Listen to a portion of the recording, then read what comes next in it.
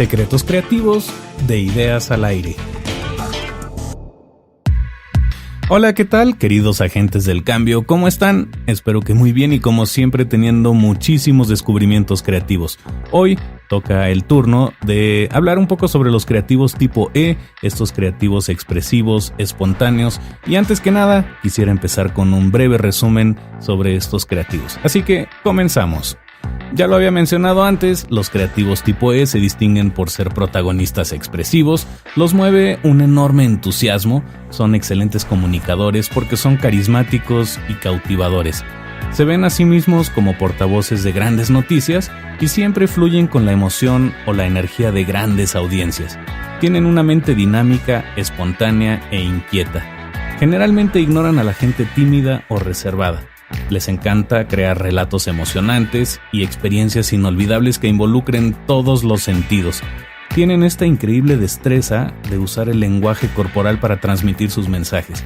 También saben modular la voz para agregarle energía o chispa a cualquiera de sus historias. Y poseen una inagotable vitalidad que, además de su carisma, contagian a todo el mundo. Piensa, por ejemplo, en personajes como Baloo, este carismático oso en El Libro de la Selva, o Mike Wazowski en Monsters, Inc., o tal vez Burro de Shrek.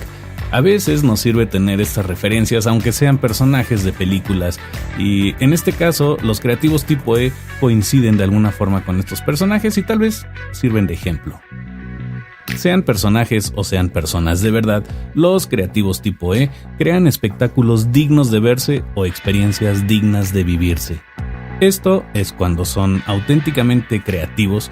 Sin embargo, también hay otra cara de la moneda, cuando estos personajes ocasionalmente se vuelven reactivos, y esto sucede cuando no obtienen la atención deseada o cuando no están rodeados de gente que los admire, y a veces, bajo presión, podrían volverse un poco inquietos, impulsivos o en algunos casos extremos, visiblemente exagerados. Obviamente estas son etiquetas y hay que tratarlas con cierta delicadeza.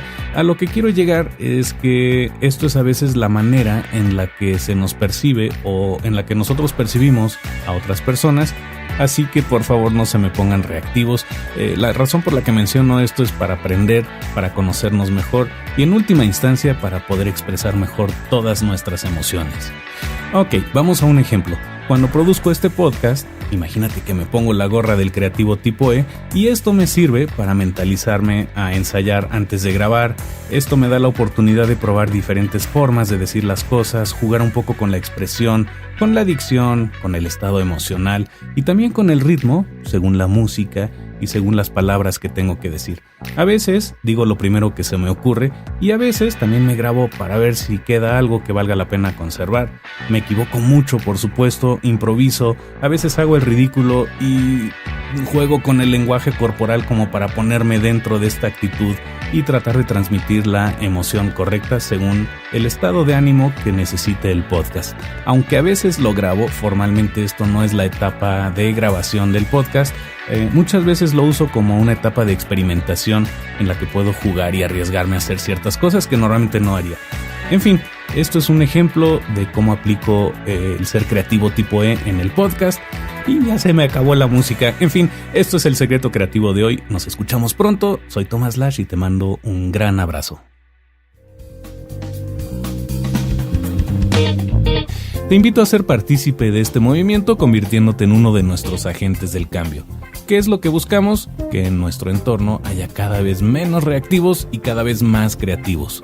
¿Y cómo logramos eso? Compartiendo lo que sabemos, compartiendo lo que hemos aprendido y sobre todo promoviendo estos pequeños cambios que hacen una gran diferencia. Así que si te gusta este proyecto, por favor compártelo libremente con quien tú quieras, en especial con estas personas que tú conoces y que sabes que les podría ayudar o beneficiar escuchar este podcast llamado Ideas al Aire.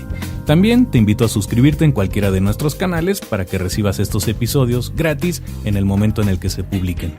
Puede ser en iTunes o en Spreaker, en Stitcher, iVoox, TuneIn, Mixcloud, YouTube o en cualquiera de estas grandes plataformas en las que se distribuye contenido digital. Lo único que te pido es que lo hagas de corazón, porque lo que se comparte así siempre crece. Te mando un abrazo y te deseo muchísimos descubrimientos creativos.